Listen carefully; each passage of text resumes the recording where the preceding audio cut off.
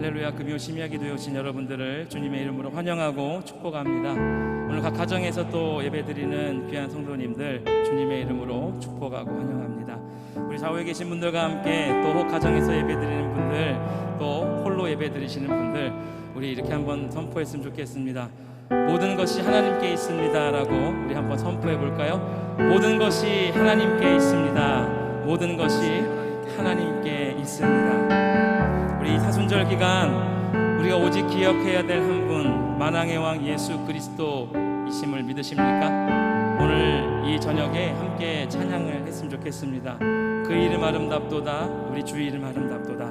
처음 불러보는 찬양이기도 하고 혹은 들어본 찬양일 수도 있습니다. 여러분 부르면서 이 찬양에 들어있는 그 하나님의 말씀, 또 예수 그리스도의 그 선포, 하나님의 거룩한 영광을 함께 찬양했으면 좋겠습니다. 한번 이렇게 한 번 더 선포합시다. 주 이름 아름답도다. 한 번 더 크게 외쳐봅시다. 주 이름 아름답도다. 할렐루야. 우리 살아계신 하나님께 영광의 박수 올려드리며 함께 찬양을 나갑시다. 태초에 말씀이 계시니, 태초에 말씀이 계시니 지극히 높으신 주, 만물의 감추인 주 영광, 예수 나타내셨네. 그 이름 아름답도다. 그 이름 아름답도다.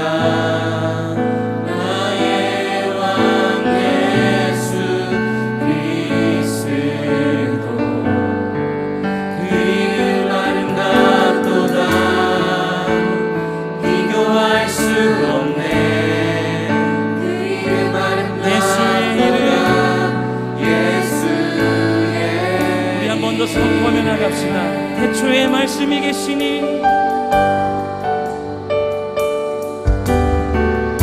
태초에 말씀이 계시니 지극히 높으신 주, 만물의 감추인 주 영광, 예수 나타내셨네. 그 이름 아름답도다. 그 이름 아름답도다. 그 이름 아름답도다. 나의 왕 예수 그리스도. 그 이름 아름답도다. 그 이름 아름답도다. 비교할 수 없네. 그 이름 아름답도다.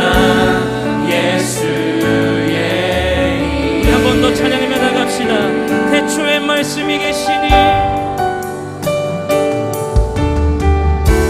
태초에 말씀이 계시니 지극히 높으신 주, 지극히 높으신 주,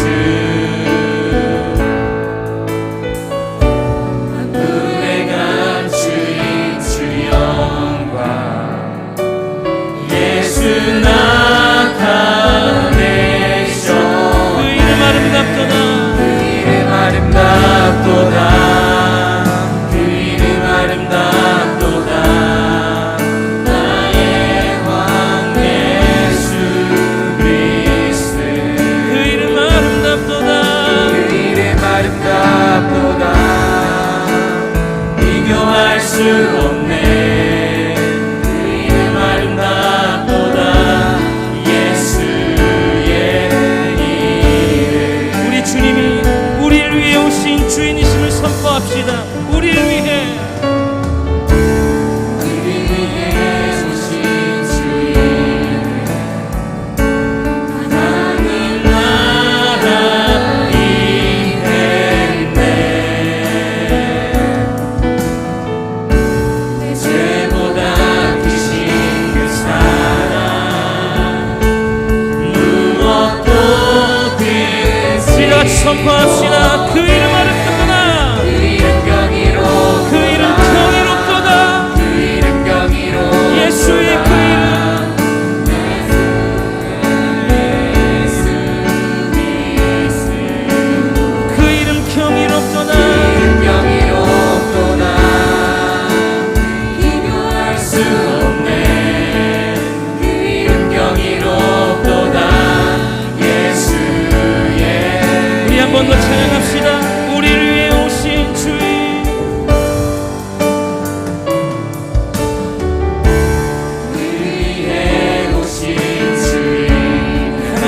나라 임했네. 하나님 나라 임했네. 내 죄보다 크신 사랑 무엇도 끝이 주님의 이름을 찬양합니다. 그 이름 경이롭도다. 그 이름 경이롭도다. 나의 왕 예수 그리스도. 그 이름 경이롭도다. 그 이름 경이롭도다. 비교할 수 없네. 그 이름 경이롭도다. 예수의 이름. 죽음 이기신 주를 찬양하라. 죽음 이기신 주님. 귀잡지 전에 죄와 묻어 잠잠케 온 하늘 외쳐 영광 찬양. 주 예수 다시 사셨네. 다시 사셨네. 맞설 자 없네. 맞설 자 없네. 이길 자 없네. 영원히 다스리는 모든 나라와 모든 영광과 모든 일을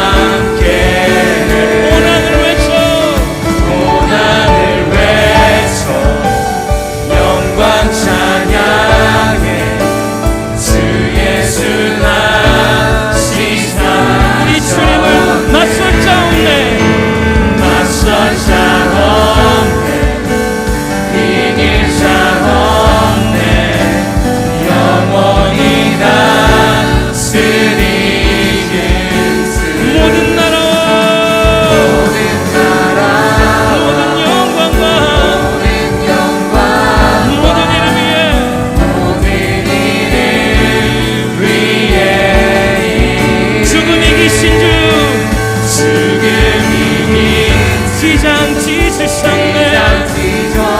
죄와 무덤을 잠잠케 하시는 주님을 찬양하라. 잠잠케 온 하늘아 외쳐라. 온 하늘 외쳐 영광 찬양. 우리 주님 다시 사셨네.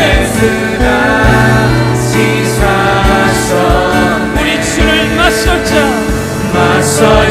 없네. 이길 자 없네. 영원히 다스리는 모든 나라와 모든 영광과 모든 이름 위에 주님의 이름 강력하도다. 그 이름 강력하도다. 그 이름 강력하도다. 나의 왕 예수. 우리 주님의 이름의 강력함을 선포합시다. 그 이름 강력하도다. 대적할 자 없네. 그 이름 강력하도다. 예수. 우리 한 번 더 선포합시다. 그 이름 그 이름 강력하도다. 나의 왕. 나의 왕 예수 그리스도.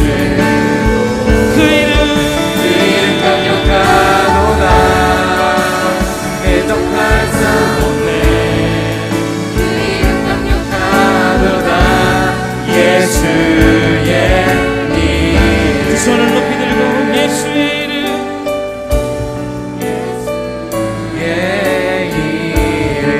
예수의 이름.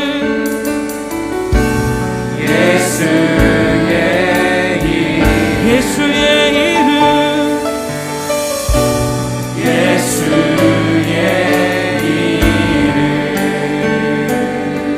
우리 살아계신 하나님께 영광의 박수 올려드립시다. 하나님이 거룩한 주님의 성전에 하나님 홀로 영광받아 주옵소서. 예수 그리스도를 맞설 자 없음을 선포합니다. 살아계신 주님을 찬양합니다. 할렐루야. 아멘.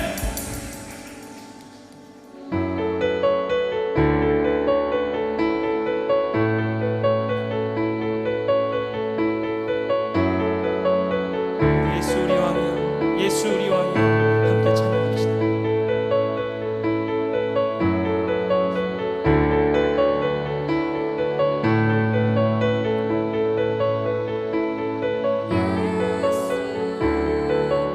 우리 왕이여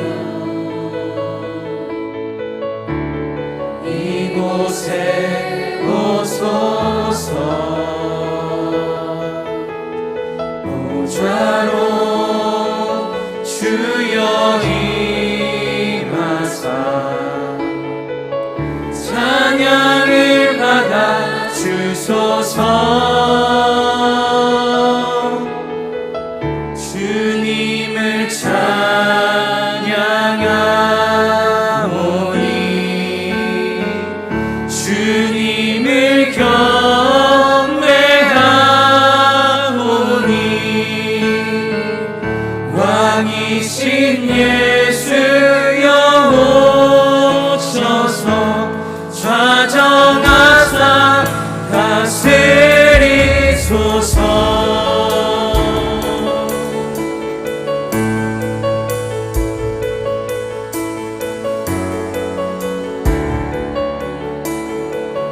한 번 더 선포합시다. 예수 우리 왕이여. 예수 우리 왕이여 이곳에 오소서.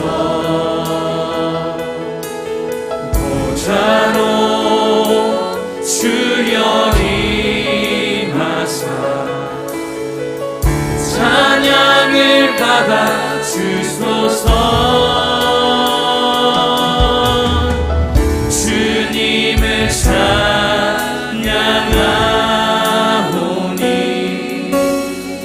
주님을 경배하오니 왕이신 예수여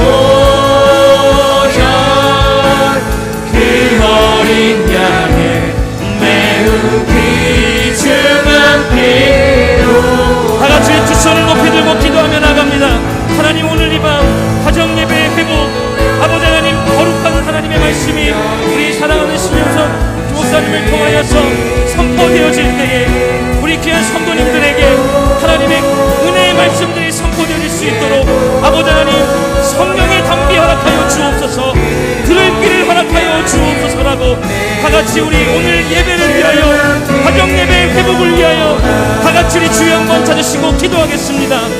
주여, 아버지 하나님 오늘 이 밤 하나님의 거룩한 역사가 나타나기를 소망합니다. 아버지 하나님의 나라와 거룩한 그 은혜가 있기를 간절히 소망하오니 주의 말씀이 선포되어질 때에 아버지 하나님 우리의 모든 가정이 하나님의 은혜로 말미암아 살아나게 하여 주옵소서. 아버지여 우리 이 시간 함께하여 주시옵소서. 우리 각 사람을 친히 안아주시고 또 안수하여 주시고 성령의 충만한 능력을 부어 주옵소서. 오늘 이 밤 하나님의 역사가 나타나기를 간절히 소망합니다. 지극히 높으신 주님의 그 능력이 모든 가정과 우리의 다음 세대들 가운데 나타나게 하여 주옵소서. 하나님께 있는 곳에서 제단을 쌓게 하시며 그곳에서 만군의 여호와의 이름을 부르는 하나님의 가정들이 되게 하여 주옵소서. 오늘 말씀 전하시는 신영선 목사님을 붙들어 주옵소서. 들을 길을 허락하여 주옵소서. 우리 각 사람의 무슨 그 은혜를 기대하며 사모하며 나아갑니다. 아버지 하나님 함께하여 주옵소서. 주님의 은혜가 있기를 간절히 소망합니다. 아버지 하나님 하시려 주옵소서.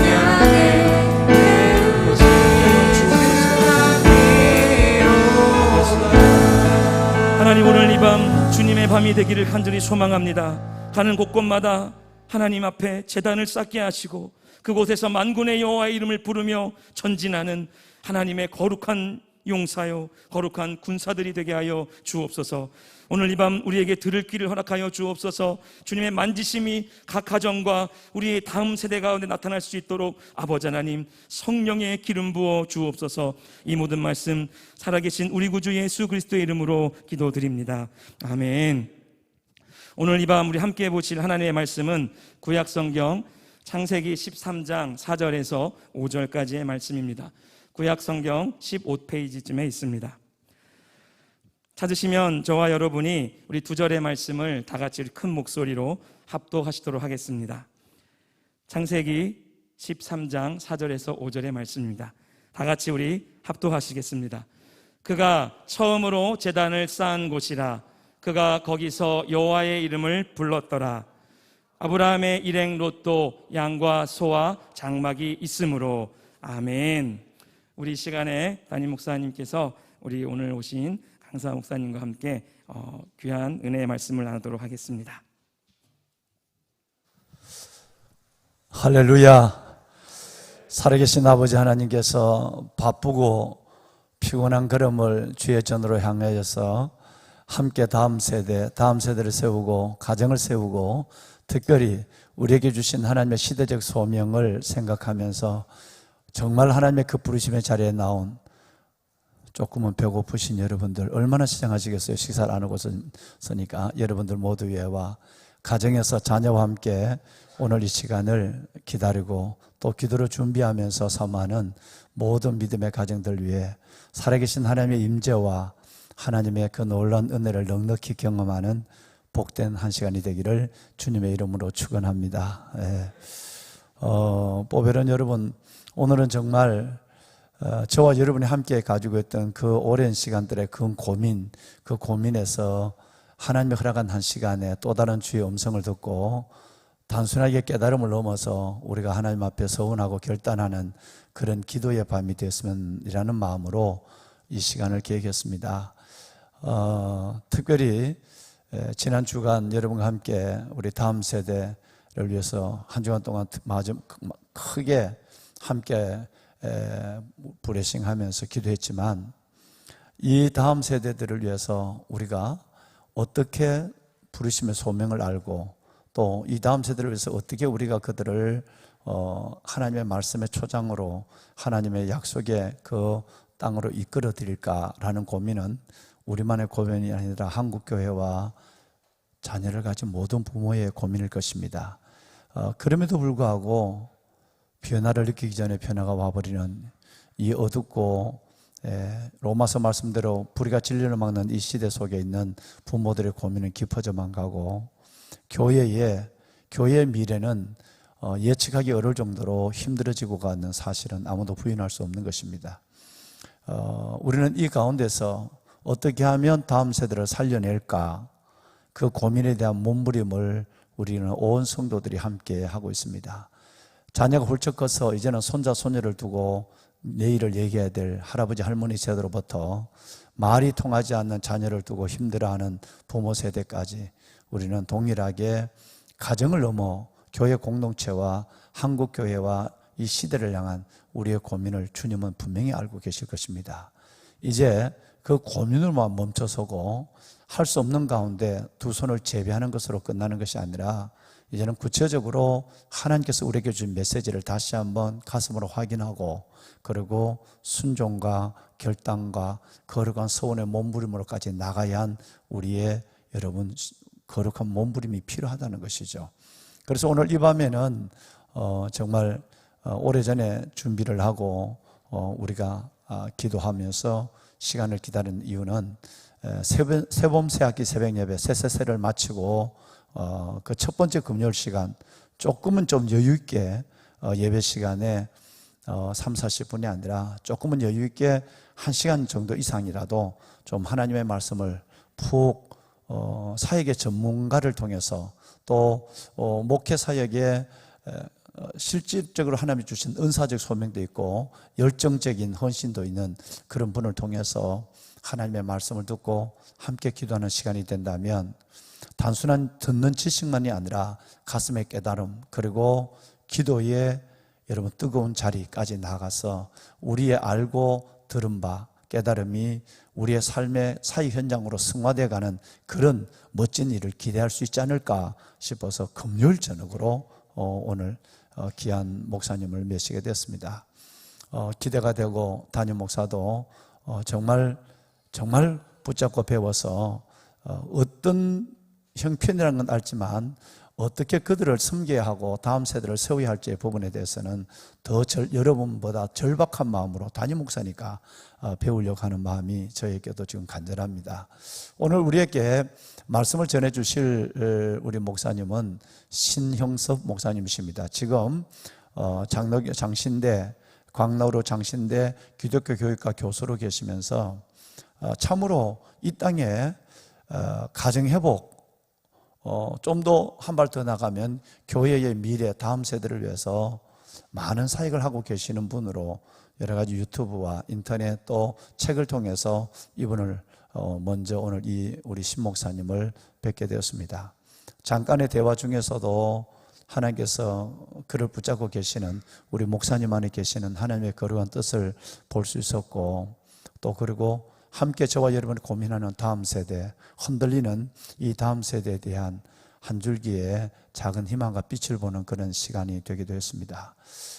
오늘 목사님께서 우리에게 귀한 말씀을 전해 주실 때 정말 꼭 필요한 하나님의 음성을 듣는 그런 시간이 되고, 또 그 말씀이 우리의 가슴에 잘 박힌 못이 되어서 우리가 좀 밤이 늦은 시간까지 다음 세대를 위해서 함께 기도하기까지 함께 나가는 그런 저와 여러분이 되었으면 좋겠습니다.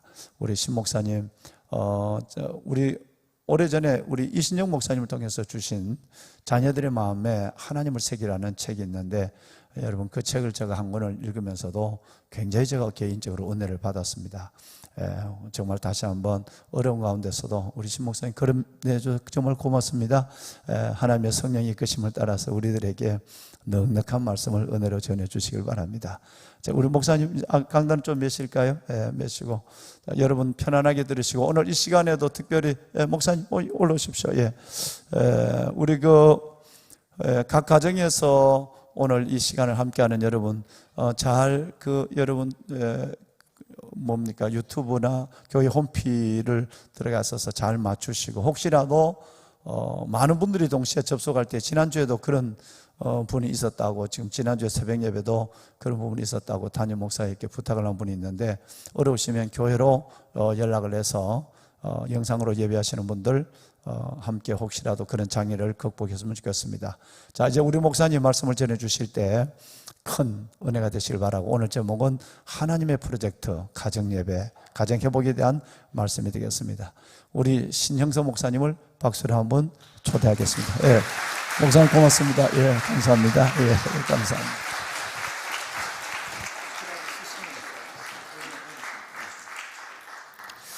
할렐루야. 참 좋은 교회, 시내가 푸른 교회, 푸른 나무 교회 성도님들과 우리 목사님 말씀하신 것처럼 우리 다음 세대와 우리 믿음의 가정을 향하신 우리 하나님의 마음과 지혜, 또 언약과 소망을 함께 나눌 수 있게 되어서 얼마나 기쁘고 감사한지 모르겠습니다. 소망키는요, 이 밤이 우리에게 맡기신 다음 세대를 향하신 우리 하나님의 말씀의 능력과 소망의 비전이 우리 심령을 넘어서 우리 가정과 이 시대와 열방까지 흘러가는 위대한 일이 일어나는 밤 되기를 간절히 소원합니다. C.S. 루이스가요, 고통의 문제라는 책을 통해 이러한 얘기를 합니다. 하나님은 우리가 평안할 때는 속삭이며 말씀하시지만 우리가 고통 가운데 있을 때는 메가폰으로 소리치신다. 왜냐하면 우리는 고난이라는 것을 맞이하게 되면요, 이 고난 언제쯤 끝나지? 이 고난 얼마나 큰가? 그거 주목하느라 정작 그 고난을 다스리고 계시는 하나님을 향한 시선을 놓쳐버리기 쉽거든요. 그런 우리 연약함을 아시는 하나님께서는요, 우리가 고난 가운데 있을 때면 이전보다 더 큰 목소리로 외치시는 거예요. 길이 안 보이냐고? 내가 길이라고. 생명이 끊어질 것 같냐고? 내가 생명의 근원이라고. 거기 그렇게 멈춰있지 말고 여기 내 오른손 잡고 이 걸음 계속 같이 가자고요. 여러분, 그래서 하나님의 백성들이 위기를 맞이할 때마다 우리에게 진짜 소망은요, 우리를 먼저 찾아오시는 하나님이셨습니다. 야복강가의 야곱을 기억해 보십시오. 자신의 형이 자기를 해하러 온다는 이 소문을 듣고 이 문제 앞에 어찌할 바를 모르며 그 문제 끌어안고 씨름하고 있을 때 하나님이 야곱을 먼저 찾아오십니다. 말씀하시죠. 야곱아, 너 그 문제 끌어안고 씨름하지 말고 그 문제를 능히 다스릴 수 있는 나 끌어안고 씨름하자. 야곱이 문제가 아닌 하나님 끌어안고 씨름했을 때 그 밤은 상상도 못할 소망의 새벽을 맞이하는 밤이 된 줄 믿습니다. 여러분, 136년 전에 이 조선 땅 어땠습니까? 나라를 봐도 열강을 봐도 어딜 봐도 소망 없던 이 땅 가운데 우리가 하나님을 알아서 부른 것이 아니라 하나님 아는 백성들이 없을 이때에 하나님이 먼저 선교사의 손을 통하여 이 성경 말씀을 들고 우리를 찾아와 주셔서 여기 구원이 있다고, 여기 하나님의 사랑이 있다고, 우리를 향하시는 하나님의 포기할 수 없는 그 은혜가 있다고 알려주심으로 찾아오셔서 우리는 하나님을 알게 되었고 구원을 알게 되었고, 그래서 하나님께서 소망 없던 그 땅 가운데 나라를 되찾게 하시고 전쟁으로 폐허가 된 이 땅 위에 하나님 주님의 몸된 교회, 위대한 교회를 세우사 지금 이렇게 주님의 영광을 교회를 통하여 받고 있는 줄 믿습니다.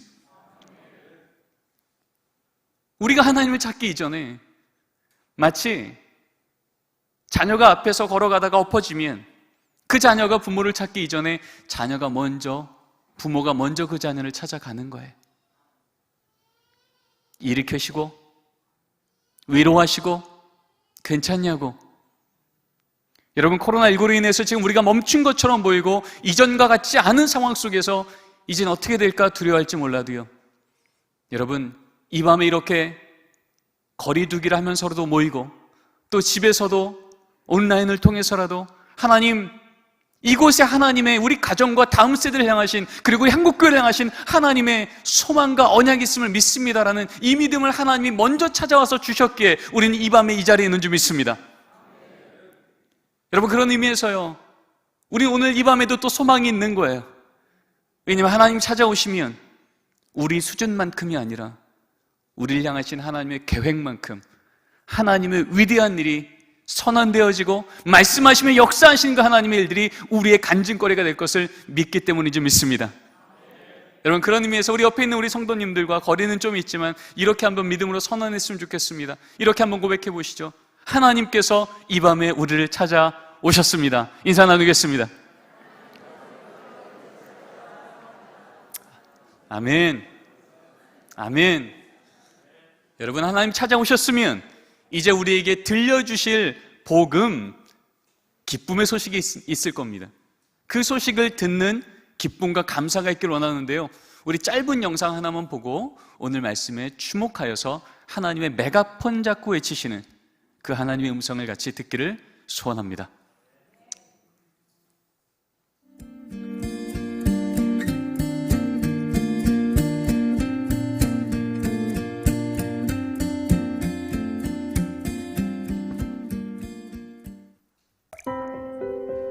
하나님의 크신 구원의 이야기가 끊어지고 있습니다. 다음 세대는 점점 교회를 떠납니다.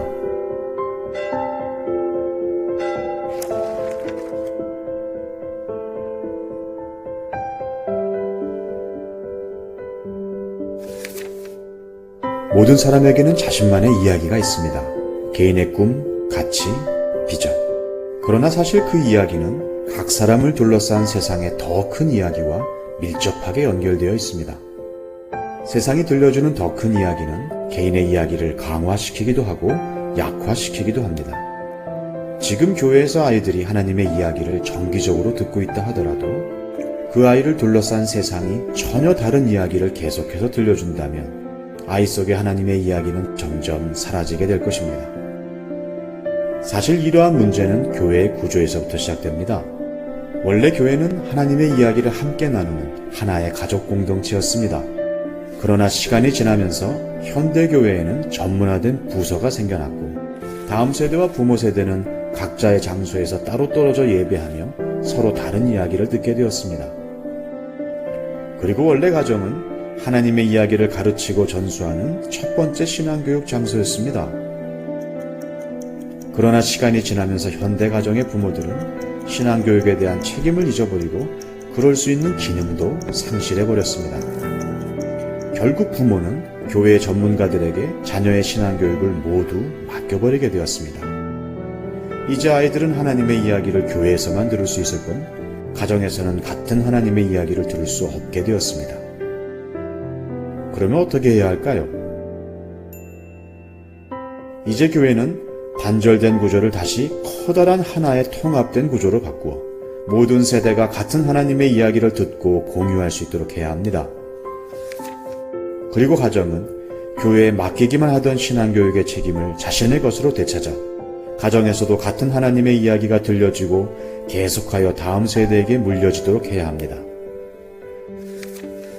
하나님이 처음 의도하신 디자인대로 가정과 교회가 함께 협력할 때 아이들 속의 이야기는 하나님의 이야기로 다시 쓰여질 것입니다. 가정과 교회가 협력하여 다음 세대의 삶 속에 하나님의 이야기를 끊임없이 이어가는 것. 지금 보신 이 영상 안의 이야기가 여러분의 자녀, 또 우리가 경험하고 있는 이 세상의 현실입니다. 미국의 다음 세대에게 복음을 어떻게 전할까? 이것을 연구하고 있는 티모시 펄 존슨이라는 학자가 예수 믿는 부모 4만 명을 대상으로 이런 조사를 했습니다. 부모님, 가정 안에서 자녀들과 말씀을 함께 읽거나 나누고 계십니까? 참고로 여기 참여했던 4만 명의 기독 부모는요, 그냥 주일날 예배 오는 정도가 아니었고요, 지금 여기에 모인 여러분들과 같은 분들이십니다. 주중 예배 빠지지 않고요, 교회 일이라면 우선순위로 열심히 있는 믿음의 부모들만 선발하여서 추천받아 했던 조사입니다. 근데 충격적이게도 그 결과는 이렇게 나왔습니다. 1위, 전혀 혹은 거의 하지 않고 있습니다. 56%. 2위, 특별한 일이 있는 경우만 나누고 있습니다. 23%. 한마디로 뭔 일 터져야 우리 기도 좀 해야겠다. 그러기 전에는 그다지 집에서 기도하고 예배하는 것은 별로 생각하지 않았다는 얘기입니다. 이 리포트는 북미 지역의 다음 세대를 양육하는 사역자, 담임 목사님, 신학교 교수들한테 충격을 주었던 리포트였습니다. 이것이 미국만의 얘기일까요? 그렇진 않았던 것 같습니다. 2012년도에 우리나라의 예수 믿는 기독부모 1000명을 대상으로 물었죠. 자신의 신앙이 어디쯤에 있다고 생각하십니까? 라고 물었어요. 그래서 입문층, 인지층, 친밀층, 중심층으로 질문했습니다. 그런데 2012년도에 물었을 때는요, 가장 많은 그룹이 친밀층이었습니다. 저는 그리스도와 가까이 있으며 매일 그분의 인도하심을 따르고 있어요. 그런데 딱 5년 만에 똑같은 질문을 했더니 친밀층에서 가장 많은 그룹은 입문층으로 바뀝니다. 하나님은 믿지만 그리스도 모르겠습니다. 내 종교는 아직까지 내 삶에 그다지 비중을 차지하고 있지 않아요. 여러분, 기호식품을 파는 회사도요, 5년 만에 우리 회사에 대한 선호도가 저렇게 뚝 떨어지면 긴급 이사회 총회를 열어야 돼요. 이대로 가면 소망 없다는 겁니다. 근데 여러분, 예수 믿는 부모 세대에게 있어서 내 신앙의 수준이 저 정도 뚝 떨어진다는 얘기는요, 이것은 기호식품 정도의 얘기가 아닌 겁니다. 내 인생의 방향이요, 내 인생의 목적지요, 지금 우리 가정의 우선순위가 바뀌었다라는 얘기입니다. 도대체 우리나라 대한민국의 예수 믿는 부모 세대 지난 5년간 무슨 일이 있었길래 이렇게 스스로 신앙이 뚝뚝뚝 떨어진다고 말을 하고 있을까요? 이제는 20년 단위로 물었습니다. 자신의 믿는 것과 사는 것이 어느 정도 일치한다고 생각하십니까? 라는 질문이에요. 그랬더니 1998년도에는 저는 그래도 믿는 대로 살려고 몸부림칩니다. 64.7%. 그런데 20년 뒤에 똑같은 질문 앞에서는요, 저는 믿는 것과 사는 것이 일치하지 않아요. 절반을 넘어서기 시작합니다. 여러분, 그러면서 어떤 일이 생기죠? 한국갤럽 기준으로 우리나라 예수 믿는 부모 세대가 21%였을 때 우리 다음 세대가 어떻게 된다고요? 3.8%예요.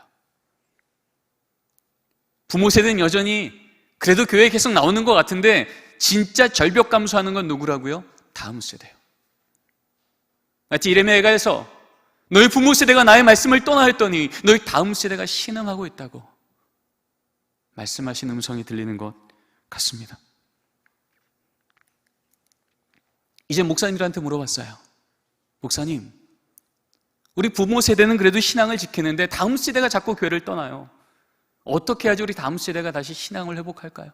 우리 부모 세대가 고백하는 하나님을 우리 자녀들도 함께 고백하려면 무엇부터 바꿔야 될까요? 라고 질문했어요. 그랬더니 담임 목사님 500분께서 이렇게 답합니다. 시설 좀 바꿔야죠. 재정 좀 한번 늘려볼까요? 교재 한번 바꿔볼까요? 다 맞아요. 그런데 그런 것들과 비할 수 없는 부동의 1위가 나옵니다. 무엇이죠? 부모 세대의 교육과 훈련이요. 특별히 누구요? 30대와 40대. 딱 우리 교회 학교 아이들의 부모님 세대를 얘기하는 겁니다.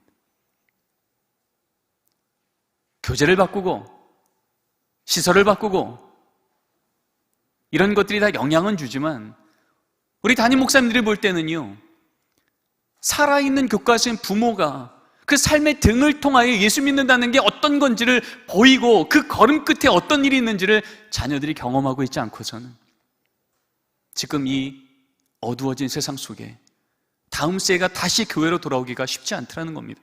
그러면 왜 우리 목사님들은 이렇게 말했을까? 우리 아이들이 이렇게 말했거든요.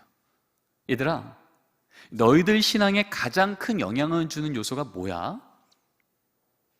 너 기말고사 기간인데 예배 올래? 특강 갈래? 이번 겨울 캠프 올래 말래라고 할 때 우리 아이들 입장에서요, 갈지 말지를 결정짓는 가장 큰 요소가 뭐냐라는 질문이었어요. 그랬더니 여러분 보이십니까? 1위가 누구죠? 네, 2014년도 엄마 1위 47.2%, 아빠 4위 9.8%. 합해서 부모가 58%가 나왔습니다. 똑같은 질문을 2년 뒤에 했더니요, 1위였던 어머니는 여전히 1위, 4위였던 아버지는 2위로 등극합니다. 58%였던 부모의 영향력은 70%가 됩니다. 여러분, 중고등부 아이들 입장에서 70%가 우리 부모님이에요 라고 말한다면 여러분, 아동부는 어떨까요? 더 높을까요? 적을까요? 더 높죠.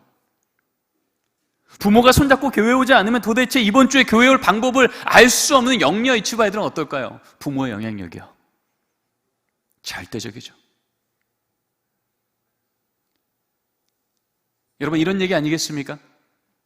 중학교 2학년짜리 딸아이 중등부 예배 시간이에요. 주일 아침 10시입니다.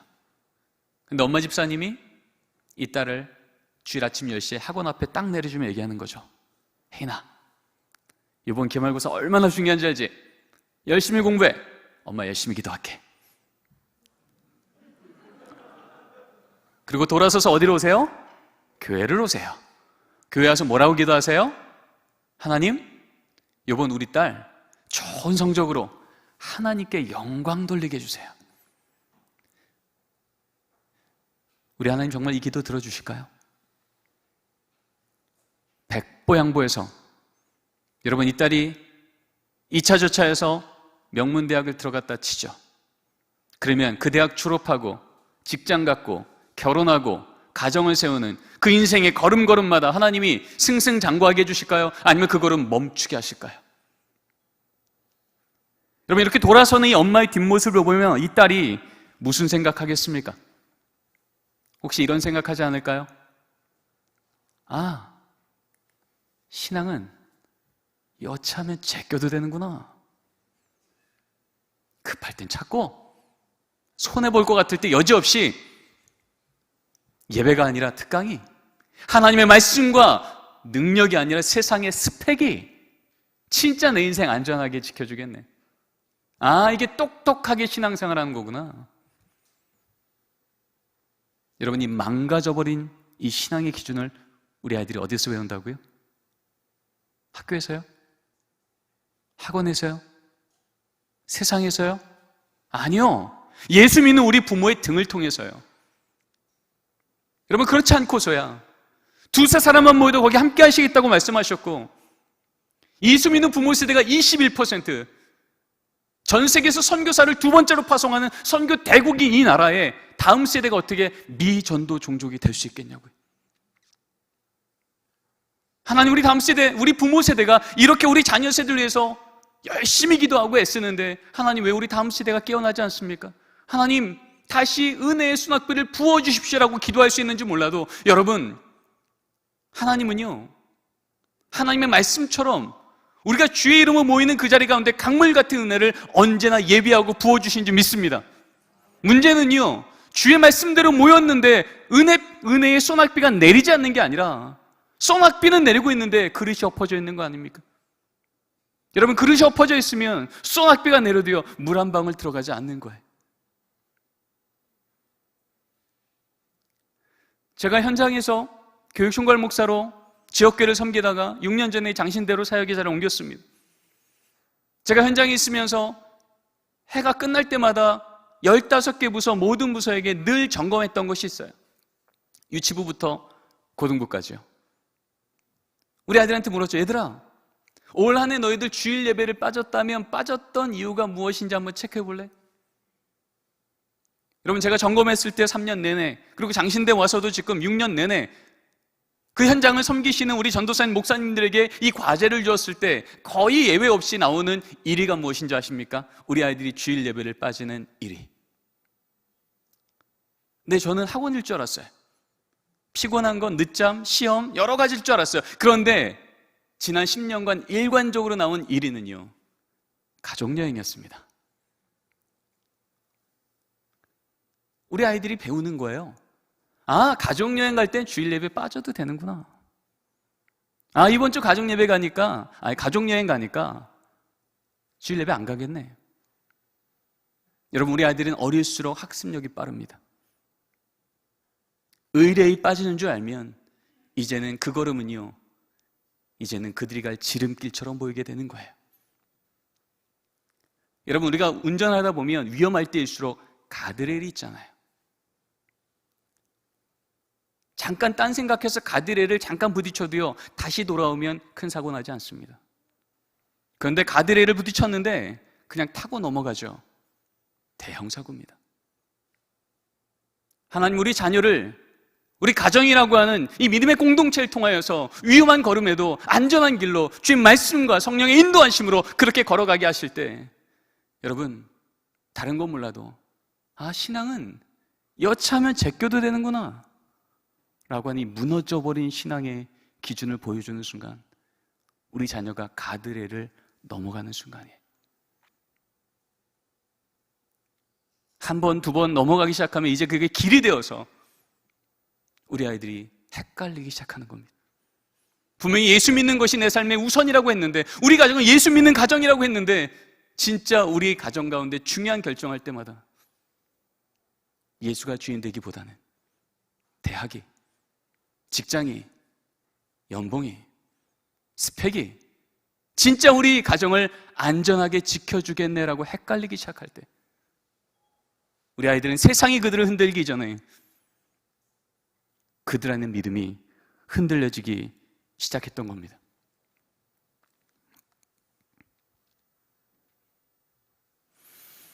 성경에 나오는 권위란 이 단어는요, 엑수시아라는 이 단어는 에크란 단어와 우시아란 단어가 합해진 단어입니다. 에크는 몸으로부터, 우시아는 본질. 한마디로 성경에서 말하는 권위는요, 본질에서 나온다는 겁니다. 천년간 교회가 흔들리고 세상 가운데 권위가 무너졌을 때, 하나님이 500년 전의 종교개혁으로 다시 한번 교회를 살리실 때, 세상 앞에 하나님의 권위가 살아나기 시작했을 때, 그들에게 하나님이 요구하셨던 것 딱 한 가지, 주의 말씀인 본질이 그 안에 들어와서 작동하기 시작하는 거예요. 여러분, 지금 이 시대 가운데 교회가 세상 앞에 권위가 무너집니까? 예수 믿는 부모 세대가 하는 말이 우리 자녀 세대한테 권위가 무너지고 있어요? 이것을 회복할 수 있는 방법은 뭘까요? 우리를 교회되게 하고 우리를 믿음의 부모 되게 하는 그 본질인 주의 말씀이 우리 안에 들어와 작동하기 시작할 때, 우리는 다시 살아나게 될 줄 믿습니다. 그래서 하나님은요, 우리 다음 세대가 하나님이 더 이상 보이지 않는 것처럼 보이는 바로 그 위험한 세대로 들어갈 때면, 일관적으로 말씀하신 건요, 하나님의 본질이신 말씀 앞에 다시 나오기를 요청하셨던 거예요. 광야의 부모 세대 보십시오. 구름기둥과 불기둥 눈앞에 보였습니다. 아침이면 하늘로부터 만나 메추라기를 먹었다고요. 눈앞에서 홍해가 마른 땅처럼 걸러가는 걸 보았고요. 그 시대의 위정자였던 바로가 하나님 앞에서 무릎 꿇는 것을 눈으로 봤다고요. 그러니 부모 세대는요, 더 이상 하나님에 대한 믿음이 흔들릴 수가 없는 거예요. 나는 봤고 경험했고 그것을 오늘도 먹고 살았으니까요. 그런데 문제는요, 이 부모 세대 다음 세대가 이제 요단강 건너 들어가면 그 땅 어떤 땅이에요? 이제는 구름기둥 불기둥이 보이지 않아요. 이제 만나가 메추라기가 아침부터 우리에게 내리지 않는다고요. 이제는 살아있는 하나님께서 눈앞에 보이기보다는 이방 7 족속이 하나님 없는 그 땅에서 마치 이 땅의 주인이 자신들인 양 그들이 섬기는 우상들을 눈앞에 보고 그들과 전쟁을 치러야 되는 다음 세대들이 이제 있는 겁니다. 바로 그런 부모 세대에게 하나님 모세를 통하여서 신명기서를 기록하게 하시며 이렇게 말씀하시는 거죠. 나를 경험한, 눈으로 경험하고 손으로 경험했던 부모 세대는 이제 그 다음 세대 앞에 먼저 말씀 맡은 자로서의 책임을 감당하라는 겁니다. 그래서 하나님께서 이제 하나님이 눈에 보이지 아니하고 우상의 땅 속에 이제 그곳 하나님의 땅으로 회복해야 돼. 그 다음 세대 앞에 어떻게 그들이 그 땅에서 하나님이 이 땅의 주님을 선포하며 하나님의 영광을 드러내게 할까라고 말씀하실 때, 하나님은 그 부모 세대에게 명령하셨던 것은 바로 다시 하나님의 말씀을 기억하라는 것이었습니다. 바로 그 말씀이 그 유명한 쉐마, 신명기 6장에 나오는 쉐마 이스라엘, 이스라엘아 들으라. 우리 하나님 여호와는 오직 여호와이시니 지금 그 전쟁터로 들어가는 바로 그 다음 세대가 하나님, 우리 어떤 무기 들고 들어가야 됩니까? 하나님, 우리 어떤 전략 갖고 들어가야 됩니까? 우린 전쟁에 능하지 않고 저기 전쟁에 능한 저들을 어떻게 이기겠습니까? 라고 물을 때 하나님 말씀하신 거죠. 너희들 전략이 필요하냐?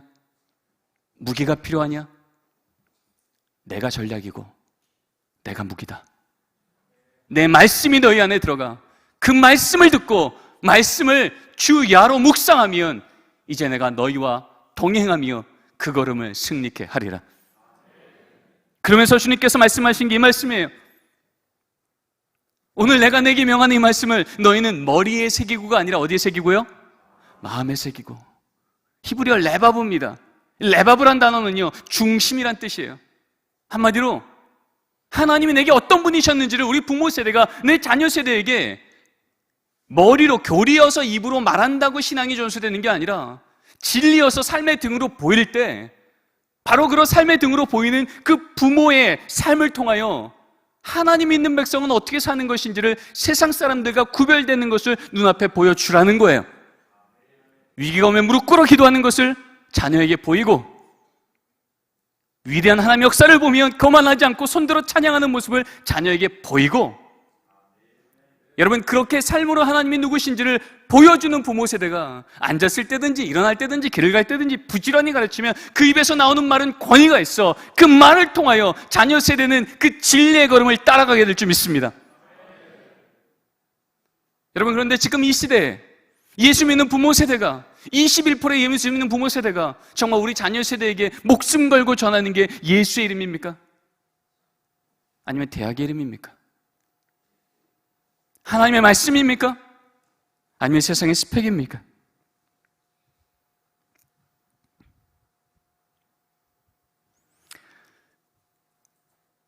(2000년) 전부터 우리 예수 믿는 사람들을 향한 이름 중에 하나가 증인이었습니다. 사도행전을 봐도 저들은 부활의 증인이란 말이 여러 번 나옵니다. 이 증인이란 단어, 마르투스란 단어는요, 순교자라는 단어, 마터라는 단어와 어원이 똑같은 단어입니다.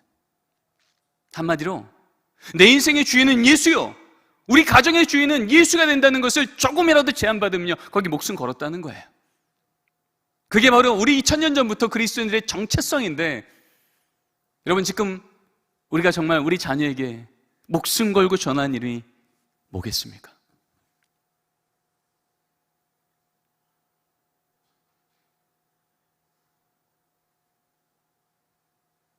어떤 이름이 우리 자녀 손에 진짜 쥐어진 걸 보면, 아, 이제 걱정 안 해도 되겠네, 이젠 근심하지 않아도 되겠어 라고 하는 여러분 안에 진짜 안정감이 오겠습니까? 명문 대학이요? 보장받는 연봉의 직장이요? 정말 그거 손에 쥐면 이제 걱정 안 하시겠습니까? 아니요. 그 지혜를, 그 재정을, 그 상황을, 그 리더십을 홀로 주관하시고 공급하시는 살아있는 하나님이 우리 자녀의 심령 가운데 온전히 주인 되셨음을 확인할 때, 그때 우린 진짜 안정감을 갖고 하나님 앞에 우리 자녀의 인생을 감사함으로 올려드릴 수 있게 될 줄 믿습니다. 여러분, 2000년의 교회사는요, 하나님께서 일관적으로 말씀하신 이 말씀대로 목회를 했을 때 그 시대의 악한과 상관없이 그 다음 세대가 강력하게 일어났던 것을 우리로 보게 합니다.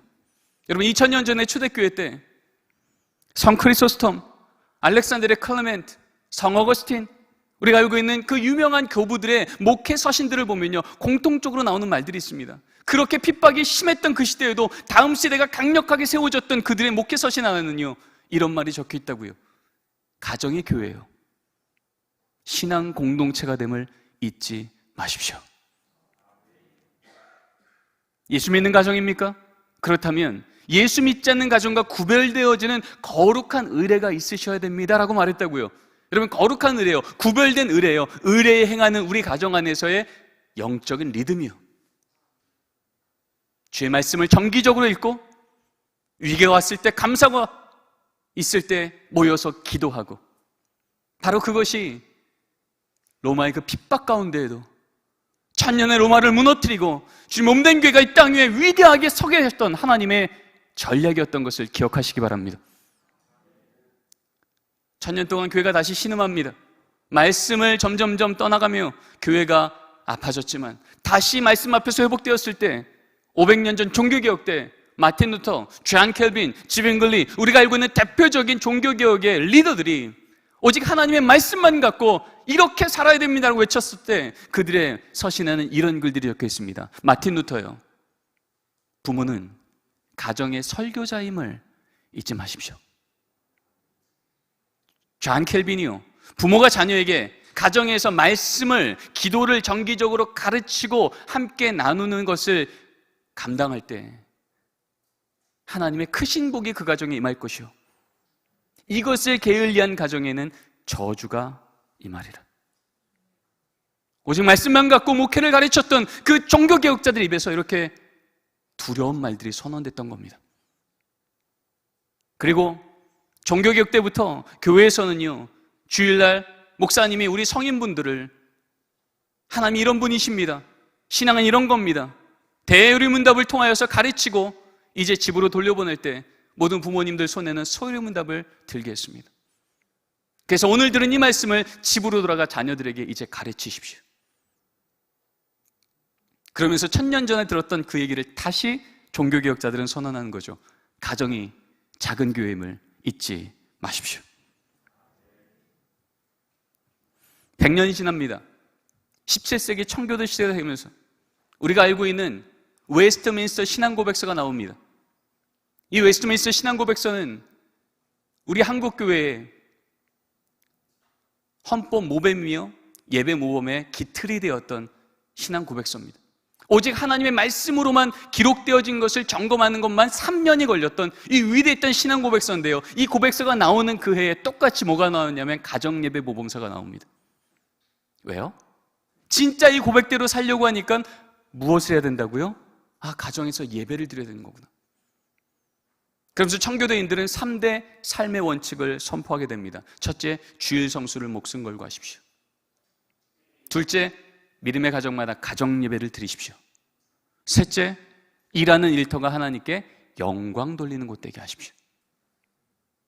이 세 가지는 선택사항이 아니라 순종사항임을 기록하였고, 그렇게 청교도 시대 때 위대한 신앙의 전통을 가졌을 때 이 청교도의 목회서신도에 이러한 안내들이 나와 있는 것을 확인하게 됐습니다. 목사님들, 주일 예배 드릴 때 교인들이 모이면 이렇게 확인하십시오. 지난 한 주간 가정 예배를 게을리 했던 부모님들, 그 자리에서 일어나세요. 그러면 일어나겠죠? 그러면 일어난 부모님들은 그날 서서 예배 드리게 하십시오. 그리고 스코틀랜드 치리법에 보면 이런 말이 적혀 있습니다. 그렇게 일어나기를 여러 번 반복하는 부모님들은 수찬 정지를 명하십시오. 여러분, 수찬 정지가 뭘까요? 네, 성만찬 주지 말라는 거예요. 매주마다 성만찬을 집리하며 예배를 드렸던 그 시대에, 여러분, 성만찬은 여러 가지 의미가 있지만 그 의미 중에 하나가요, 공적인 선언이에요. 우리 교회 교인이라는 공적 선언입니다. 이걸 주지 말라는 얘기는 무슨 얘기예요? 다른 어떤 죄를 지어도 함부로 우리 교회 교인이요 아니요라고 이것을 우리가 함부로 말할 수는 없지만, 적어도 우리 다음 세대의 신앙을 끊어지게 하는 가정 예배를 게을리하는 부모님들은요, 그거 회복할 때까지 우리 교회 교인 아니라는 겁니다.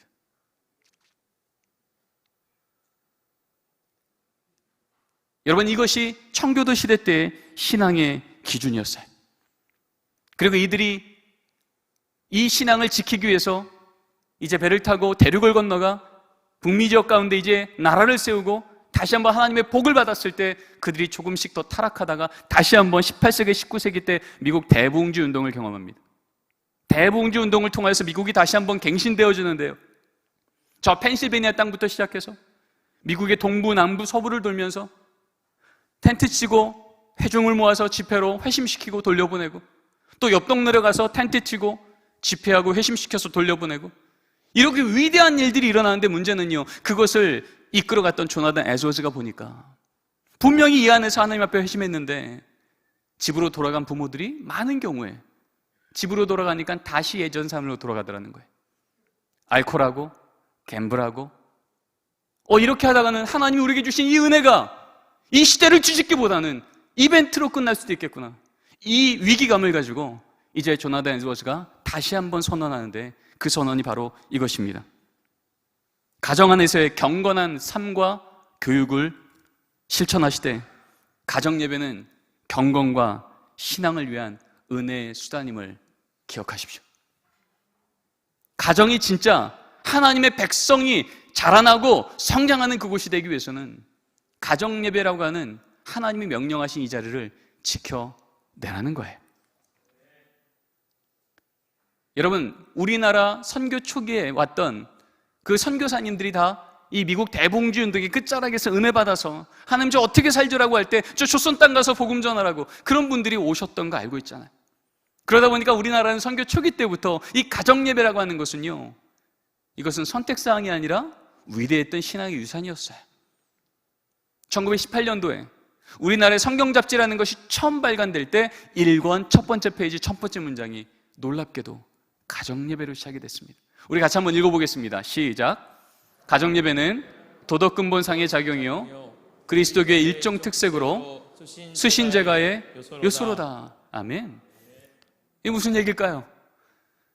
100년 전에 나라조차 뺏겨버렸던 그 땅 가운데 정부를 봐도 소망이 없고 세상을 봐도 소망 없을 그때에 하나님, 이 나라의 주인은 어떤 나라가 아닌 하나님이십니다.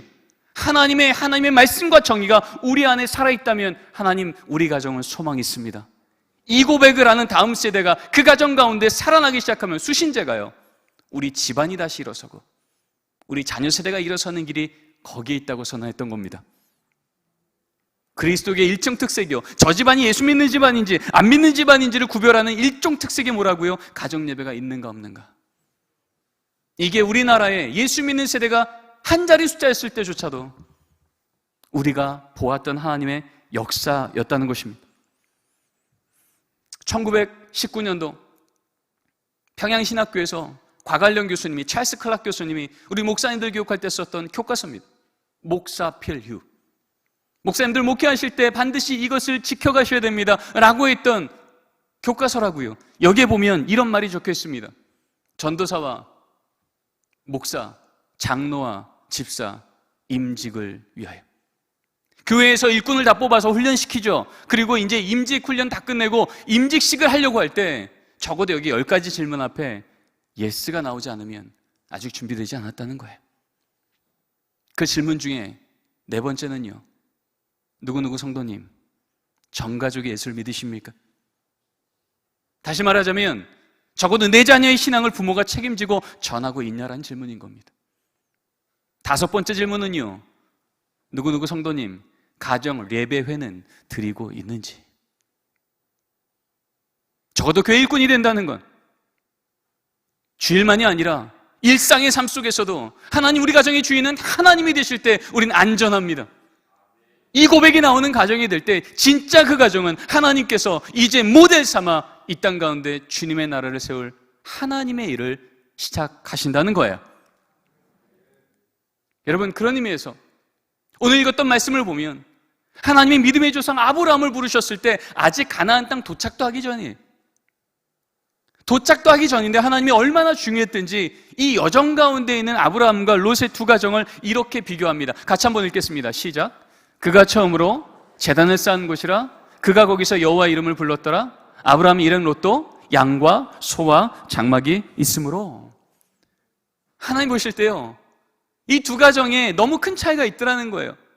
아브라함 가정에는 여호와의 이름을 부르는 뭐가 있어요? 제단이요. 근데 롯의 가정에는 뭐가 있어요? 양과 소와 장막이 있대요. 뭔 없다는 얘기입니까? 예, 제단이 있다는 얘기는 없어요. 여러분, 족장시대 때 친정 아비집을 떠나서 메소포타미아 땅을 떠나서 다른 지역으로 간다는 건 인생 걸었다는 얘기죠. 이 말은요, 한마디로 이 롯의 가정도요, 어느 정도 머리로 동의했다는 거예요. 하나님, 우리 여기 있는 것보다 하나님 말씀 따라 저 땅 가면 복 주신다고요. 저 믿을게요. 그러니 인생 한번 걸어보겠습니다. 나름 믿음이 있었다고요. 그런데요, 문제는 아브라함 가정에는 걷는 걸음걸음마다 여호와 이름을 부르는 제단이 있었는데 롯의 가정에는 없더라는 거예요. 왜 그랬을까요? 혹시 이런 것 아니겠습니까? 머리로는 하나님, 오늘도 우리 가정 하나님 복 주실 거 믿고 이 걸음 걷습니다라고 말할지라도 당장 오늘 하루 내 눈앞에 보이는 양 챙기느라, 소 챙기느라, 장막 챙기느라 여호와의 이름을 부를 여유가 없었던 가정 아니겠습니까? 나름 머리로는 하나님 우리 가정 복 받을 거 맞잖아요, 지금 이렇게 걷고 있잖아라고 말하지만 정작 그 가정 가운데 세상 것 챙기느라 여호와의 이름을 부를 제단이 없었던 가정은 어떤 일이 생겨요? 이 말씀이 있자마자 롯은 소돔 땅으로 들어갔고 아브라함은 가나안 땅으로 들어갔다고요. 여러분, 소돔 땅 어떤 땅입니까? 세상적으로 보면 매력적이잖아요. 족장의 시대 때 사람이 많이 몰려 있다고요. 직장이 많다고요. 우리 집에 있는 양, 소, 장마 요거 들고 들어가면 살만하겠네. 아, 이게 하나님이 얘기했던 복된 땅이었구나. 머리로는 하나님, 우리 가정에 하나님 믿습니다 말할지 몰라도 당장 오늘 하루 여호와의 이름을 부를 여유가 없었던, 하나님의 우선순위가 무너졌던 그 가정 가운데는요, 세상적으로 매력적인 것이 다가올 때 여지없이 무너지더라는 거예요. 여러분, 복처럼 보이는 것 쫓아 들어가다 망할 도성인 소돔 땅 들어간 롯의 가정과 복이 신 하나님을 걷는 걸음마다 기억하고 예배하여 마침내 가나안 땅으로 들어갔던 이 아브라함 가정과, 여러분, 어느 가정이 진짜 복된 가정이었을까요? 세상적으로 보면요, 롯의 가정은 지혜로웠고 아브라함 가정은 어리석었어요. 왜요? 롯의 가정은 그들이 갖고 있는 것과 이 안에 있는 이 환경이 만나면 살만할 것처럼 보이거든요. 가능성 높거든요. 그런데 그 모든 복을 주관하시는 하나님이 상실되어 버린 바로 그 복처럼 보이는 것 쫓아들었던 가정은 망할 도성으로 들어갔고요. 여러분, 가나안 땅 들어갔을 때 어땠습니까? 그 땅 자체가 젖과 꿀이 흐르는 땅이었습니까? 아니면 기근이 있던 땅입니까? 기근이 있었다고요. 세상 사람들이 볼 때는 아브라함 가정은 어리석은 선택한 거예요. 근데 우리는 알고 있죠. 복이신 하나님이 그 가정과 함께 들어가시니 기근의 땅마저도 젖과 꿀이는 땅으로 뒤집어 놓으신 역전의 하나님을 경험하게 된 줄 믿습니다. 우리 하나님이 진짜 복 주신다는 가정은 복이 있는 땅을 들어가서 복이 아니라 그 땅을 복되게 하시는 하나님이 함께 하시니 어딜 가도 하나님 나라를 경험하게 될 줄 믿습니다.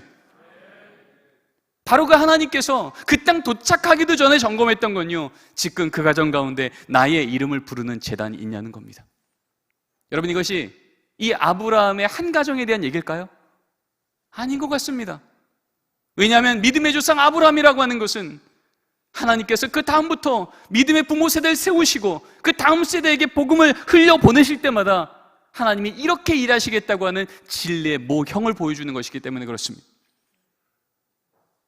그리고 사실 오늘 성경에 많은 곳에 이 부모 세대가 가정 안에서 이 예배를 세웠을 때 다음 세대에 얼마나 하나님께서 강력하게 신앙을 전수했는지 구석구석에 말하고 있는데, 오늘은 시간이 제한되어서 오늘 이 말씀만 찾겠지만 여러분, 하나님께서 하셨던 일관적인 방법이 그러했습니다. 그래서 가정 예배는 선택사항이 아니라 순종사항입니다. 이것을 말할 때마다 많은 가정에서 이런 얘기를 합니다. 아유, 가정 예배 저희도 드리고 싶죠. 그런데 우리 가정 잘 안 되더라고요. 여러분, 그럴 때마다 저는 진짜 성경에서 말하는 가정 예배의 본질이 무엇이고 무엇을 붙들면 하나님이 그 가정 가운데 가정 예배를 계속 가게 해주실지에 대한 주의 진리를 함께 나누면 참 좋겠다, 이런 마음을 갖게 하셔서 오늘도 이 밤에 여러분들과 함께 이 가정 예배의 본질이 무엇이고 우리 안에 내려놓아야 될 오답노트가 무엇인지를 같이 한번 점검하고자 하는 거예요. 가정 예배는요, 구약 성경에 그 많은 모델들이 있고 또 2000년 교회사마다 시대마다 전통이 다르고 형식이 달라요. 근데 그것을 다 모으고 모았더니요, 결국 한 문장 남더라고요. 같이 한번 읽겠습니다. 가정 예배란, 시작. 가족이 함께 하나님을 기억하고 감사하는 것. 여러분, 이 한 문장 남더라고요. 세 단어만 기억하시면 됩니다. 가족이 하나님을 기억하고 감사하시면 됩니다. 그런데 우리 안에 있는 많은 오답 노트들이 있는 거예요. 가정 예배 드리세요라고 할 때 우리 안에 오해가 첫 번째 원인이 겁니다. 가정 예배는 주일 오전 예배, 주일 교회에서 드린 예배의 축소판이라고 착각하시는 거예요.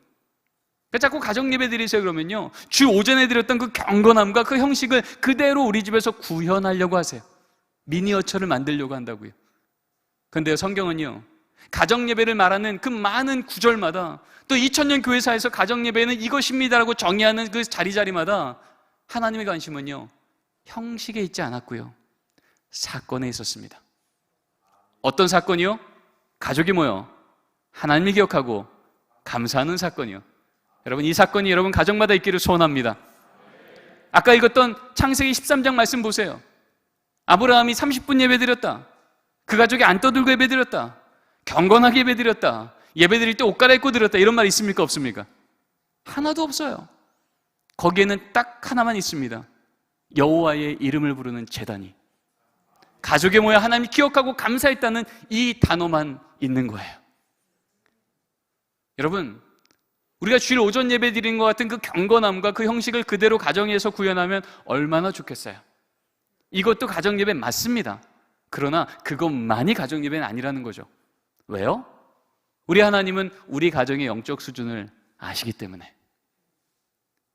유치원 아이는요, 유치원 아이의 모습으로 감사합니다 인사하면 그것만으로 기쁜 거예요. 우리 가정은요, 이제 막 예수를 믿은 가정도 있고요, 어떤 가정은요 3대째 4대째 예수 믿는 가정도 있어요.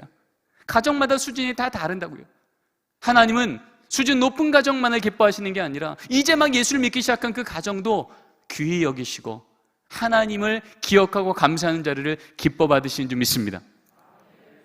그래서 2000년 교회사 중에 가정 예배를 가장 강력하게 시행했다고 하는 청교도 시대요.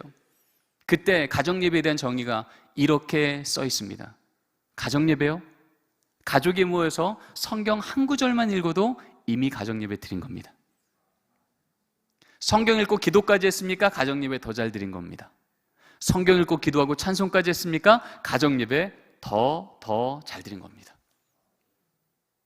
여러분, 가정 예배를 드리지 않으면 7위까지 할 정도의 엄격했던 그 시대에도요, 가정 예배의 원리는 성경 말씀에 따라서 가족이 모여 하나님을 기억하고 감사하는 성경 한 구절만 읽어도 예배로 받아주시더라는 거예요.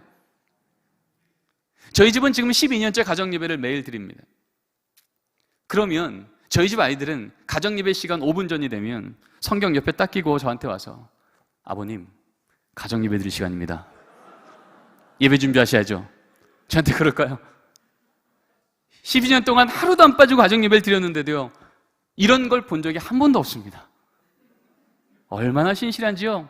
예배 시간이 되면 전 지금도 적응이 안 되는 게, 예배 시간 한 5분쯤 되면 늘 한두 명은 저한테 와서 찌릅니다. 아빠, 오늘 나 좀 빠지면 안 될까? 나 오늘 숙제 많은데, 나 머리 아픈데. 여러분, 그럴 때마다 제가, 아니 너는 어떻게 맨날 예배 드리는 애가 그러니? 너 요즘에 심각하다? 나랑 상담 좀 하자. 좀 앉아봐. 여러분, 그럼 예배 되겠습니까? 제가 성경을 연구해도, 교회사를 연구해도 가정 예배는 결국 형식을 지키는 게 아니라 사건이지라는 것을 확인한 걸 가지고, 그래, 이 아이들하고 있는 모습 그대로 나가지 라고 하면서 예배를 드립니다. 근데 그런데도 지금 저는 아직도 적응이 안 돼요. 분명히 눈은 천장을 보는데요, 손은 바닥을 쓸고요, 허리는 거의 연체동물에, 입은 끊임없이 누나랑 동생이 떠듭니다.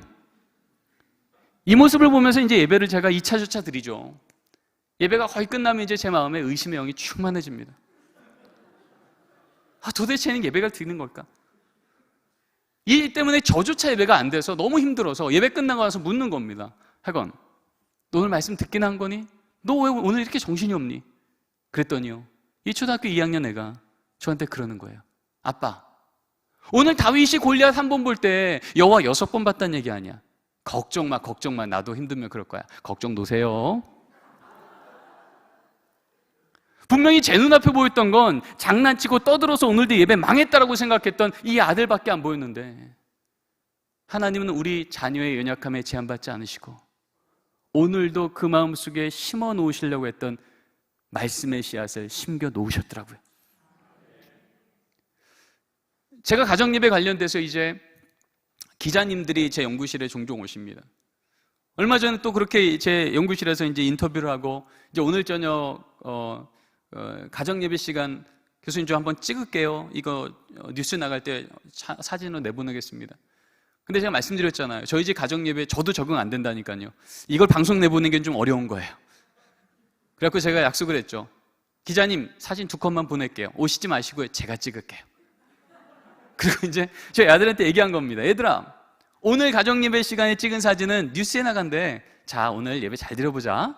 그리고 이제 그날 저녁에 가정예배를 찍어서 보냈던 사진 이겁니다. 성령 충만한 얼굴이에요. 전 이전에 찬양 가정예배 드릴 때 이런 얼굴을 본 적이 없다고요. 잘 보이실지 모르겠는데요, 얼굴엔 온화한 미소와 허리는 꼿꼿이 펴고요, 성경을 뚜러리에 쳐다보는 저 집중력이요. 저는 이 사진을 찍으면서도 너무 적응이 안 되는 거예요. 그리고 그날 저녁에 이제 잠자려고 하는데 제 마음이 너무 불편한 겁니다.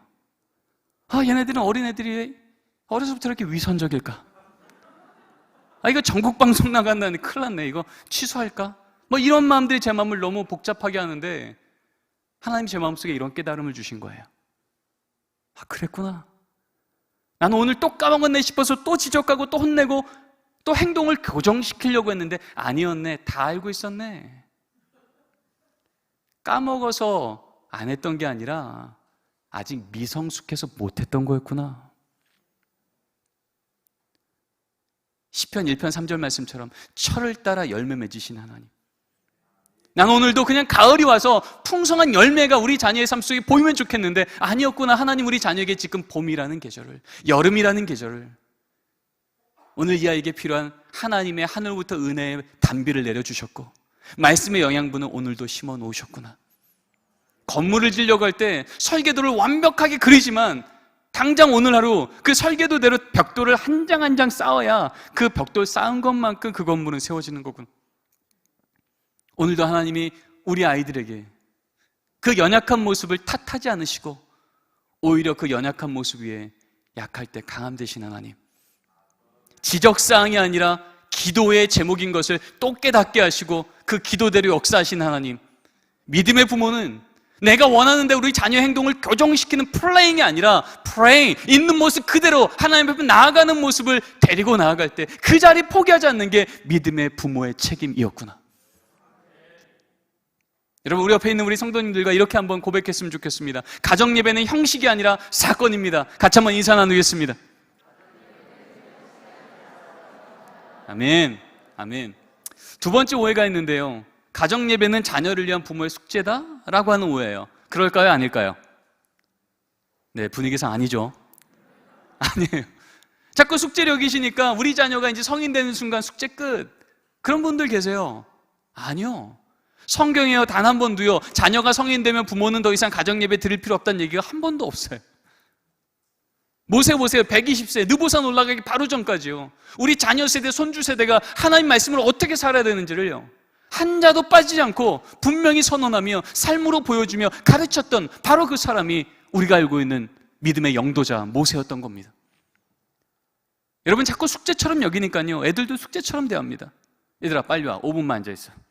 그럼 애들도 그러죠. 그래, 조용히 있자. 괜히 떨리면 오래 간다. 버티자. 여러분, 그래서 가정예배 되겠습니까?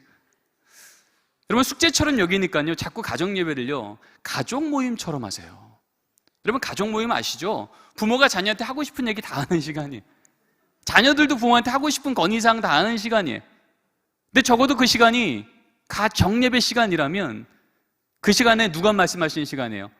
우리 가정의 가장이신 하나님만 말씀하시는 시간이에요. 적어도 그 시간은요, 말씀 있는 아버지도 하나님 앞에 아들이고요, 기도하는 어머니도 하나님 앞에 딸이고요, 아들도 아들이고요, 딸도 딸이에요. 그런데 이 시간을 자꾸 숙제처럼 여기니까 부모님 하고 싶은 얘기를 하는 가족 모임이 되더라고요. 항상 기뻐하라 말씀 읽죠. 데살로니가전서 5장 16절 항상 기뻐하라. 근데 아버지가 그럽니다. 항상 기뻐, 아들 얼굴표 얼굴표 항상 기뻐하잖아.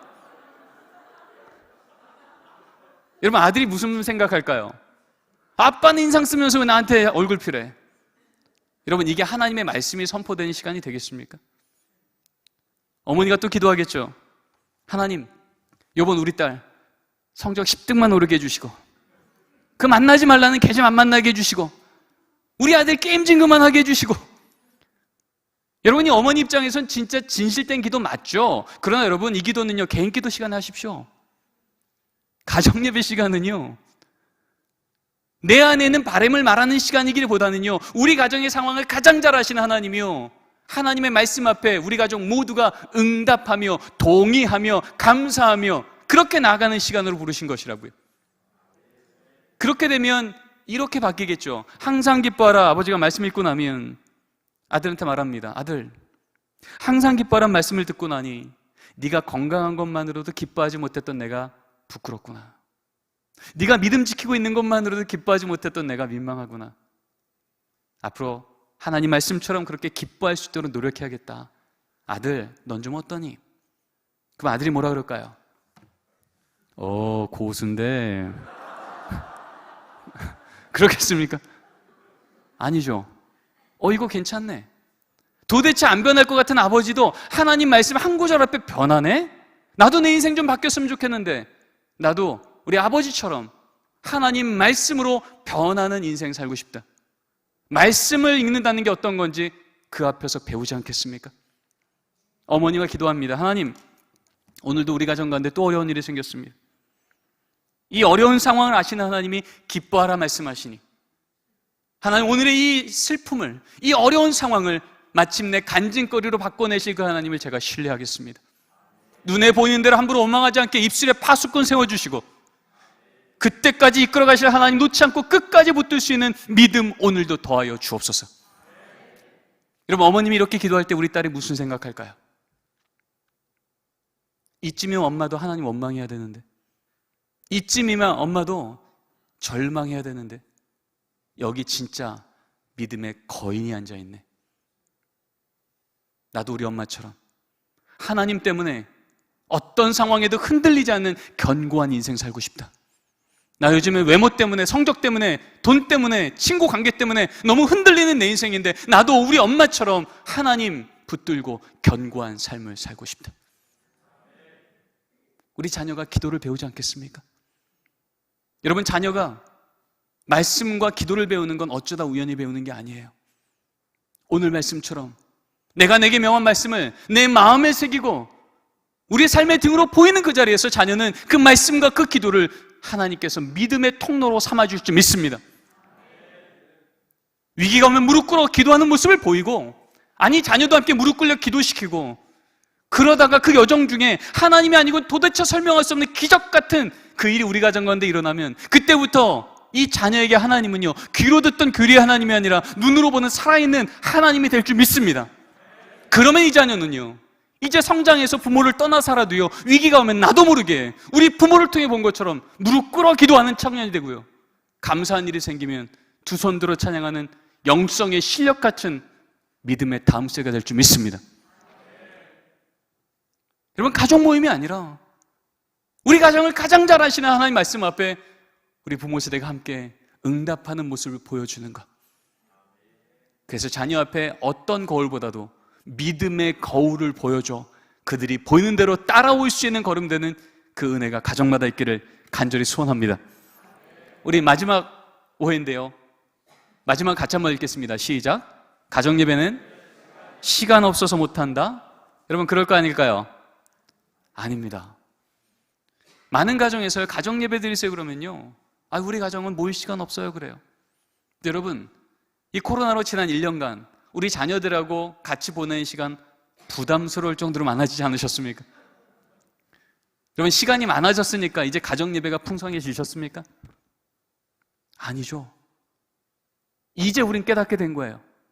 그렇구나, 난 우리 가정 모일 시간 없어서 가정예배 못 드린다고 했는데 아니었네. 우리 가정에 가정예배를 못 드린 건 시간 없어서가 아니라 우리 가정에게 주신 시간의 우선순위가 무너진 거였구나. 오늘 말씀처럼 양 챙기느라, 소 챙기느라, 장막 챙기느라 여호와의 이름을 함께 부를 여유가 없었던 가정, 머리로는 하나님 우리 가정 복 주실 거 맞죠? 라고 말하면서도 당장 오늘 하루 하나님의 이름을 부를 여유가 없었던 이 가정임을 우리는 확인하게 되는 거예요. 여러분, 저희 집이 지난 12년간 매일 가정예배 드릴 수 있었던 건 제가 저녁 8시 반 가정예배 시간에 늘 들어갈 수 있는 상황이어서 가능했을까요? 아니에요. 오늘만 봐도 8시 반에 제가 집에 없잖아요. 근데 어떻게 매일 가정예배 드릴 수 있었을까요? 저 빼고 드리면 됩니다. 그렇죠? 왜요? 하나님이 지금 제가 그 가정예배 드리지 못할 상황인 걸 아세요. 그래서 저희 집은요, 제가 가정예배 드릴 수 없는 그날은요, 제 아내가 저녁밥 먹을 때 아이들한테 얘기합니다. 얘들아, 오늘 아빠가 시내가 푸른나무 교회 가서 가정예배에 대한 말씀 전하느라고 가정예배 시간 못 들어오셔. 그러면요, 가정예배 끝날 때 우리 아이들은요, 30초도 안 되는 짧은 기도를 반드시 이렇게 합니다. 하나님, 오늘 아빠가 시내가 푸른나무 교회 가서 말씀 전하시느라고 가정예배 못 들어왔지만 말씀 잘 전하게 하시고 안전하게 돌아오게 해주세요.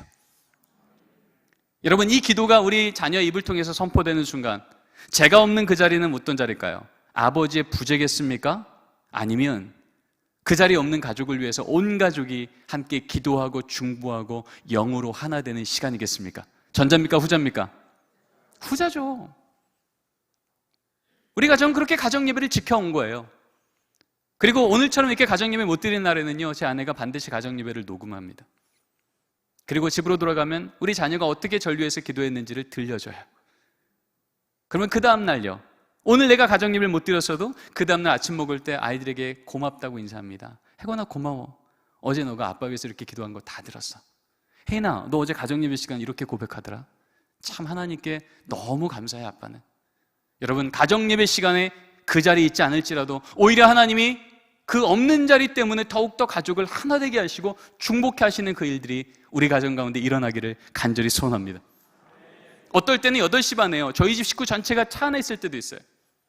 그럴 때는요, 아이들한테 얘기합니다. 얘들아, 하나님을 기억하는 가장 좋은 방법은 하나님의 말씀을 읽는 거지만 오늘은 우리 가족 모두가 차 안에 있으니 오늘 하루 하나님이 뭘 도와주셨는지 각자 하나님을 기억하고 감사해 볼까?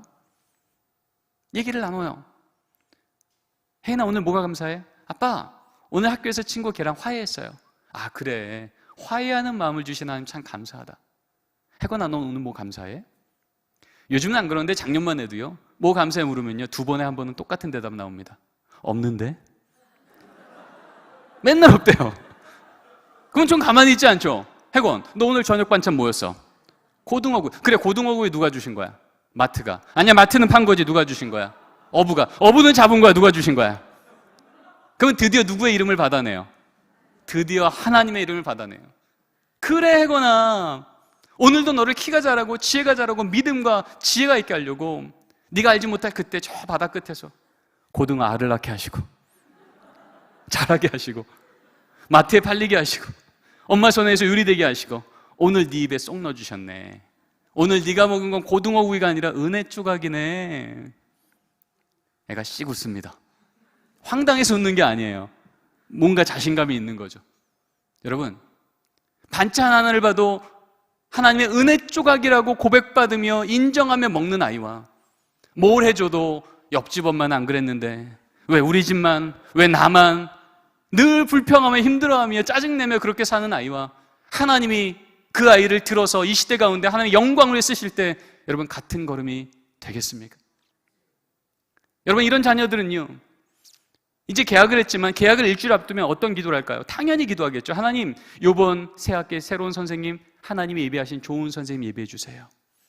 우리 아들 믿음의 친구들 예비하셔서 이번 학기도 믿음의 친구들 가운데서 함께 자라게 예비시켜 주세요.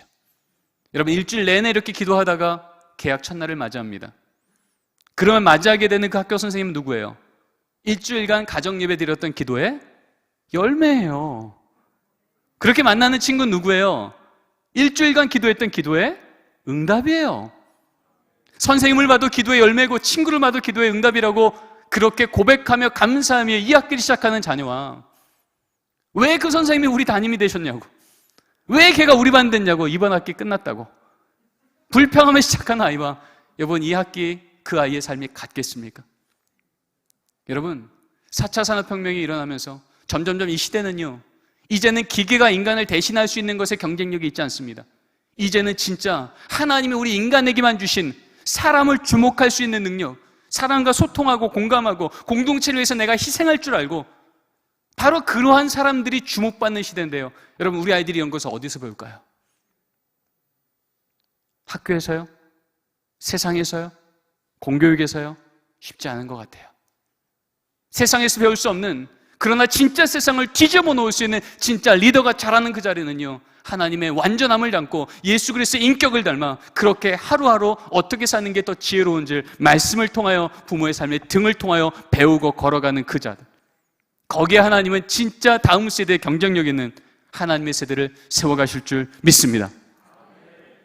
여러분, 진짜 우리 자녀 세대가 이 나라를 다시 뒤집고 전 세계에 하나님의 영광을 드러내는 세대로 깨우기로 한다면, 하나님의 말씀을 통해서 우리에게 주신 바로 우리만이 감당해야 될, 우리 가정 안에서 우리 자녀 앞에 우리 부모만이 감당해야 될 이 가정 예배 자리를 지키고 걸어가는 부모 세대가 되기를 간절히 소원합니다. 말씀을 정리합니다. 제이슨 헬로폴로스가 이런 얘기를 했습니다. 교회사를 통하여 볼 때 기독교 가정의 가장 강력한 특징 중 하나는 가정 예배였으나 지난 한 세기 동안 우리에게 이 위대한 신앙의 전통이 사라지고 있다. 여러분, 이것이 실천신학자가 이 시대를 보며 탄식한 얘기입니다. 그런데 오늘 이 말씀 앞에 가정예배는 형식이 아니라 사건이라고, 자녀 때문에 하는 숙제가 아니라 온 가족을 위한 축복의 시간이라고, 시간 없어서가 아니라 믿음 없어서였고, 이 믿음을 우리에게 주신다면 하나님, 우리 다시 한번 소망 갖고 해보겠습니다. 이 믿음의 고백이 우리 가운데 있는다면 여러분, 이제 이 탄식은 우리에게 이러한 결단으로 바뀌게 될 줄 믿습니다. 교회사를 통하여 볼 때 기독교 가정의 가장 강력한 특징 중에 하나는 가정 예배였으나 이제는 우리에게 이 위대한 신앙의 전통이 다시 시작되고 있다. 여러분, 이 위대한 일이 우리 교회에서, 우리 가정에서 시작할 때 하나님은 이 일을 통하여 정말 이 시대에 하나님의 역사를 다시 보게 할 줄 믿습니다. 여러분, 결론을 같이 읽고 기도가 마치겠습니다. 함께 읽겠습니다. 시작. 가정 예배는 대안이 아니라 원안입니다. 가정 예배는 형식이 아니라 사건입니다. 가정 예배는 선택사항이 아니라 순종사항입니다. 아멘. 기도하시겠습니다. 하나님, 감사합니다. 오늘 이 밤에 우리 다음 세대가 처해 있는 이 영적인 무너짐 앞에 하나님, 우리 부모 세대에게 어떤 부르심이 있는지를 다시금 깨닫게 하시니 감사를 드립니다. 주님, 우리 부모 세대가, 먼저 말씀 맡은 이 부모 세대가 우리 자녀에게 삶을 통하여 마음에 새겨 하나님을 믿는 백성이 된다는 건 어떤 것인지 그들에게 보여주기 시작할 때 하나님, 딛고 일어설 땅이 보이지 않던 다음 세대가 이제 그 땅을 보고 함께 걸어가는 힘을 허락하여 주시옵소서. 머리로는 하나님을 찬양하고 고백하지만 당장 오늘 하루 우리 가정 가운데 양 챙기느라, 소 챙기느라, 장막 챙기느라 여호와 이름을 부를 여유가 없었던 우리 가정이 있었다면 주님, 우리 가정을 긍휼히 여겨주시사 여호와 이름을 부른 제단을 쌓아 주시옵소서. 우리 가정의 수준만큼이 아니라 우리 가정을 향해서 갖고 있는 하나님의 계획만큼 하나님, 이 밤에 우리에게 하나님의 비전과 역사하심을 고백하게 하사 하나님 앞에 고백드리는 이 고백이 우리 가정에 간증되기까지 주님, 그렇게 일하여 주시옵소서. 주님께서 그렇게 일하실 것을 믿사오며 오늘부터 새롭게 일하실 그 하나님을 기대하고 감사하며 살아계신 예수 그리스도 이름으로 기도드립니다. 아멘.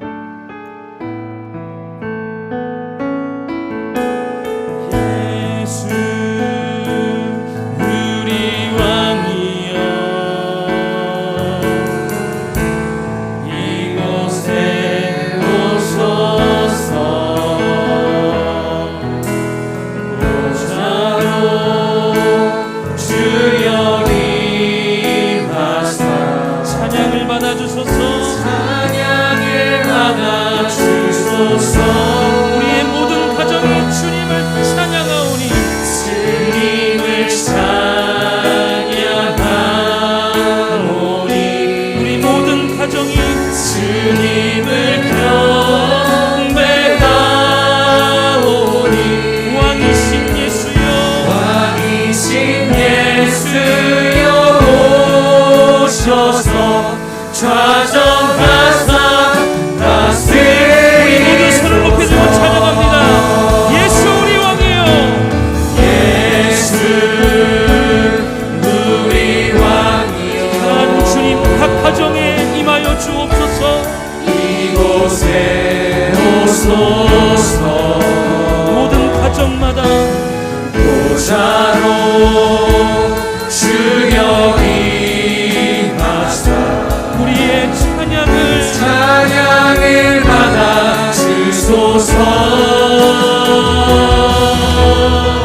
주님을 찬양하오니 주님을 경배하오니 주님을 경배하오니 왕이신 예수여 오셔서 찾아가사 다스리소서 찾아가사 다스리소서 찾아가사 다스리소서 찾아가사 다스리소서 찾아가사 다스리소서 우리 이 시간 함께 기도하기 원합니다. 우리 사랑하는 우리의 가정들이 우리의 다음 세대들이 하나님을 기억하고 만군의 여호와 하나님 앞에 감사하는 가정이 되게 하여 주옵소서라고 말씀의 부흥이 각 가정의 예배의 회복이 아버지 하나님 기도의 부흥이 우리의 삶의 모든 변화의 역사가 모든 가정과 우리 이 시대의 다음 세대에게 임하게 하여 주옵소서라고 오늘 주신 말씀 붙들고 주여 한번 부르짖고 기도의 자리로 나아갑니다. 주여 아버지 하나님 오늘 주신 이 말씀을 기억하며 우리 만군의 여호와 하나님 앞에 돌아가기를 간절히 소망합니다.